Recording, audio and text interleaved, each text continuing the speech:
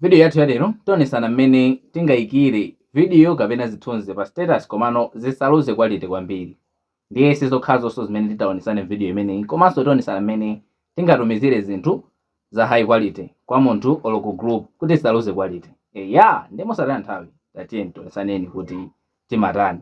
Ndiye uyu ndi WhatsApp wathu. Chomwe timene yakuchita choyamba ndikupita apa pali madoti atatu, ndikupita ku settings, storage and data, ndikupita palemba kuti media upload quality, ndikuyika pa HD quality, ndikupanga save. Kenako apa tikamatumiza chinthu tingweleza kuti tisankhe picture. Ndikuti kamayipanga upload make sure kuti apa pali HD pazikhalapo chongera, pasamakhale chonchi chimene palilimpo. Kamaoneka chonchi ndikuti posachongera, koma tikapanga click chonchi ndikupita pa HD quality, ndikuti picture imapita ya HD. Komano mapicture amene amapita mu HD quality amakhala kuti ndi amene ali ndi resolution yayikulu, komano picture yokuti inajekajeka sibweresa option imene fwe kuti makhala kuti resolution yake ndi yaying'ono.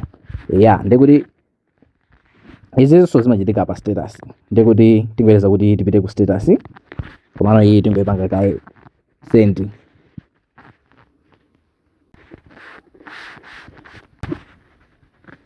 Ndikuti apaso kamatumiza no ku status chonchi ndikuti mapita so HD fwe kuti ku settings umakhala kuti munthu unachongera kale. Chimozimozinso video so imapanga chimozimozi, koma ngati simapita ya HD chimene umayenera nokuchita ndi kuyamba kaye kuzitumizira wekha.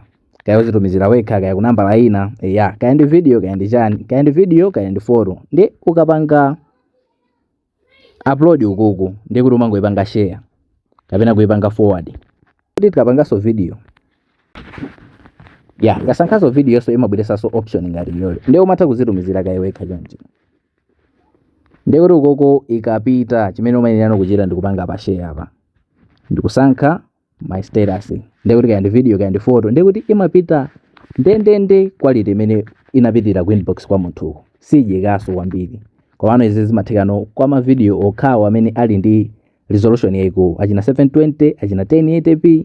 Ngakhale pa status sizitheka kuti ikhale high quality yeniyeni kuti mwina uyikepo 4K, imakhalabe kuti at least fekuti ukangoyika normally ndikuti imakhala mwina 360 or 480. So pano ukayika pa HD ndikuti imabwerera ma 720, kusonzabe kuti imakhalabe kuti ndi quality ya bo. Ndiye umomono ndi mmene tingayikireno chinthu pa status kuti chisaluze quality.